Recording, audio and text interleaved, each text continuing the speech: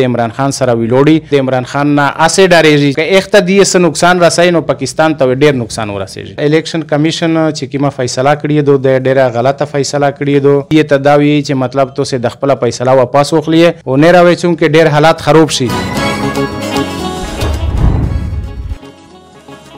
بسم الله الرحمن الرحیم. لکه څرنګه د پرین د الیکشن کمیشنر کومه فیصله راغله یوه غیر منصفانه فیصله چې کومه راغله په باندې د تحریک انصاف په ملک کې د احتجاجي یوه اوږده سلسله شروع شوې ده او په موقع باندې مو سره د تحریک انصاف رهنما او د میر د قومي اسمبلی چې کومه 39 خلکو دغه مضبوط امیدوار شاهد خان دړي در سره موجود ده. هغه نه پښتنه کوي چې کومه فیصله دغه د دای په کوم نظر ګوري. الیکشن کمیشن چې کومه فیصله کړې ده د ډېره غلطه فیصله کړې ده او دا یې داسې یک طرفه فیصله کړې ده چې هغه د پی ډي ایم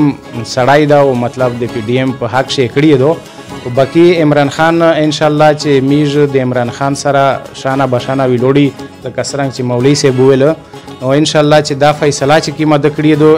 الیکشن کمیشن دغه میژ ډېر سخت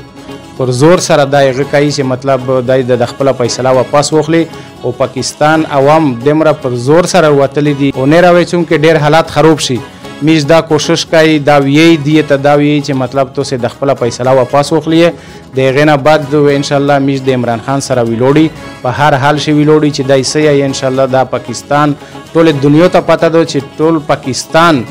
د سره ویلوړ ده داسې سیک نشته چې ان شاء الله که کوم مذهبه وي هغه د سره ویلوړ ده او ان شاء الله ویلوړ وي. د چې کوم الیکشن تیر شه د ضمن الیکشن چې تیر شه په داسې مطلب دې ته پته ولګېدله چې د څه کردار د پی ډي ایم او څه د تحریک انصاف نو د سره دې مطلب د عمران خان نه اسې ډارېږي چې دا سمره عوامي طاقت دی د سره ماشاءالله او دغسې د عوامو په زړه شدا دی دی دغه وجه نه مطلب دغه یو غلطه فیصله وکړه چې میژ ویدانو مونږ ناکام کو او ان شاء الله ناکام کوی نه شي. نو په دغه الیکشن چې اول خدا پته ولګېدله چې مطلب 15 سیټونه د وګټل او دغه دی ته تکلیف ته خو به هر حال که تکلیف ته عوام چې کیم دی هغه په زړه شي دای دا بیا د پروای ان شاء الله او عمران خان چې کیم دا د میژ لیډر دا او مطلب که اخته دی څه نقصان رسوي نو پاکستان ته ډېر نقصان ورسېږي.